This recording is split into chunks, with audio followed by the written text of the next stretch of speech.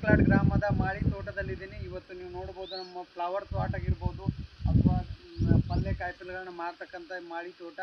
ಇಲ್ಲಿ ಮಾಳಿಯವರು ಇರತಕ್ಕಂಥದ್ದು ರಾಜು ಅಣ್ಣಪ್ಪ ಮಾಳಿಯವರ ಪ್ಲಾಟದಲ್ಲಿದ್ದೀನಿ.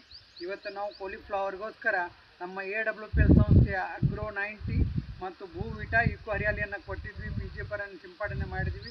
ಇಲ್ಲಿ ನೋಡ್ಬೋದು ನನ್ನ ಗುಡ್ಗಾಲ್ಕಿಂತ ಎತ್ತರ ಇದೆ. ಈಗ ನನ್ನ ಮಕ್ಕಳ ಎದೆ ಬರೋಬರ ನೀವು ಇಲ್ಲಿನ ಕಾಲಿಫ್ಲವರನ್ನು ನೀವು ನೋಡ್ಬೋದು. ಇದೇ ಥರನ ಬೆಳೆಯನ್ನು ಮಣ್ಣನ್ನು ಫಲವತ್ತೆಯನ್ನು ಕಾಪಾಡಲಿಕ್ಕೆ ನಮ್ಮ AWPL ಆರ್ಗ್ಯಾನಿಕ್ ಗೊಬ್ಬರವನ್ನು ಯೂಸ್ ಮಾಡಿರಿ. ಈ ಥರನ ಬೆಳೆಯನ್ನು ಬೆಳೀರಿ, ಆರ್ಗ್ಯಾನಿಕ್ ಕಡೆಗೆ ಒತ್ತನ್ನು ಕೊಡ್ರಿ. ಮತ್ತು ಇದನ್ನು ಯಾವ ಥರ ಸಿಂಪಡಣೆ ಮಾಡಬೇಕು, ಹೇಗೆ ಮಾಡ್ಬೇಕಂತೇಳಿ ನಮ್ಮ ಕಡಕ್ಲಾಡದ ಹೆಡ್ ಮಾಸ್ಟರ್ ಆದಂಥ MND high school SP Patil sir ಅವರಿಗೆ ಸಂಪರ್ಕಿಸಿರಿ. ಅವರು ಹೇಗೆ ಸಿಂಪಡಣೆ ಮಾಡಬೇಕು, ಹೇಗೆ ಮಣ್ಣಿನ ಫಲವತ್ತತೆಯನ್ನು ಕಾಪಾಡಬೇಕು, ಜೀವಾಂಶವನ್ನು ಯಾವ ಥರ ಕಾಪಾಡಬೇಕಂತೇಳಿ ಹೇಳಿಕೊಡ್ತಾರೆ ಅಂತ ಹೇಳ್ತಾ ಧನ್ಯವಾದಗಳು.